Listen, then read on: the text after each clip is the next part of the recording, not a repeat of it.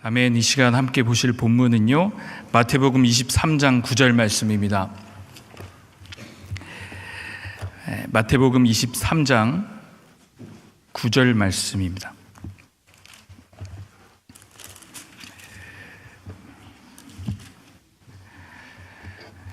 한 목소리로 함께 읽도록 하겠습니다.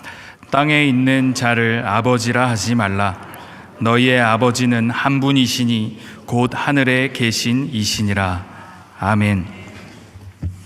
오늘 영화를 다들 보러 오셨는데 짧게 설교를 하고 우리 함께 영화를 보면 좋겠습니다. 오늘 본문 말씀은 왠지 지금 이 땅에서의 육신의 아버지에 대해서 덜 중요하게 여기라 하는 오해를 불러일으키는 것만 같습니다. 하지만 전혀 그렇게 생각하시면 안 됩니다. 성경의 수많은 곳에서 자신의 부모에 대한 공경과 순종에 대해 이야기하고 있기 때문입니다. 여러분, 우리의 존재는 창조주 하나님으로부터 왔습니다. 우리 각 사람을 창조하셨을 뿐 아니라 이 세상 온 우주 만물을 창조하신 창조주 하나님이 되십니다. 그런데 우리는 죄로 말미암아 그분과 멀어지고 끊어지고 원수가 되었고, 우리의 참 아버지 되시는 하나님과 우리의 관계가 망가져 버렸습니다. 하나님의 기쁨의 자녀였던 우리는 이제 본질상 진노의 자녀가 되었습니다.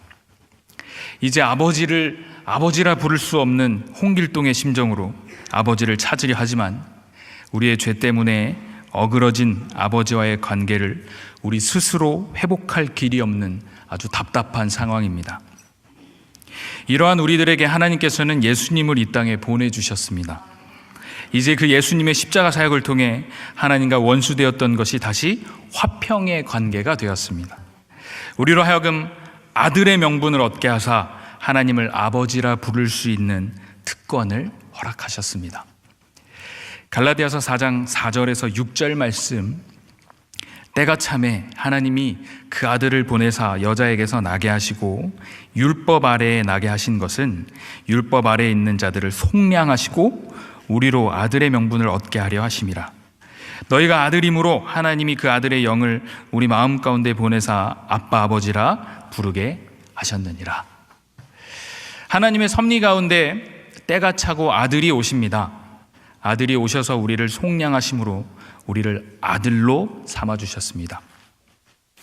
하나님과 관계가 다 망가지고 원수가 되고 진노케하는 죄의 종노릇하는 우리가 이제 그분의 아들이 된 것입니다. 이 당시에 그리스 로마 세계에서는 가문을 이을 자식이 없는 부유한 계층의 남자가 자신의 종 중 한 사람을 골라서 입양할 수 있었다고 합니다. 입양이 되는 순간 그 종은 더 이상 종이 아니고 그 부유한 남자의 아들이 되는 겁니다. 아들이 되는 건 상속자가 되는 것이고 그 가문의 아들로 법적인, 재정적인 특권을 모두 다 부여받는 것을 의미합니다. 그의 태생은 어느 노예계층의 한 사람으로 태어났겠지만 이제 아들로서 누릴 수 있는 모든 특권을 누리게 됩니다. 특권을 가진 새로운 삶을 시작하게 되는 겁니다. 이제 그 주인님을 주인님이라고 부르는 것이 아니라 아버지, 아빠, 아버지라고 부르는 겁니다. 그냥 아버지라는 호칭만 주어 부르는 것만 아니고 이제 그 모든 특권과 권세를 누리게 된다 하는 겁니다. 갈라디아서 4장 7절 말씀에 그러므로 내가 이후로는 종이 아니요 아들이니 아들이면 하나님으로 말미암아 유업을 받는 자니라. 아들로만 삼아주신 것, 그것으로 끝난 것 아닙니다. 그 아들에게 유업을 주신답니다. 우리에게 하나님의 거룩한 영광에 함께 동참하게끔 하신다는 겁니다. 마치 예수님께서 이루신 위대한 일을 우리가 마치 해낸 것처럼 의인으로 대하시며 귀공자처럼 여겨주신다 하는 겁니다. 싱클레어 퍼거슨이라고 하는 한 신학자가 이렇게 이야기했습니다. 우리가 하나님의 자녀, 곧 아들, 딸이라는 개념은 그리스도인의 삶의 원동력이다. 하나님의 아들이라는 우리의 신분이야말로 창조의 정점이요 구속의 목표다. 그저 죄를 속량하신 것만 우리의 구원이 아닙니다. 우리의 신분이 바뀐 것, 우리가 그분의 자녀가 된 것, 그것까지 포함해 우리의 온전한 구원이 이루어지는 것입니다. 사랑하는 여러분, 아버지를 아버지로 부를 수 있다는 것은 매우 경이로운 일입니다.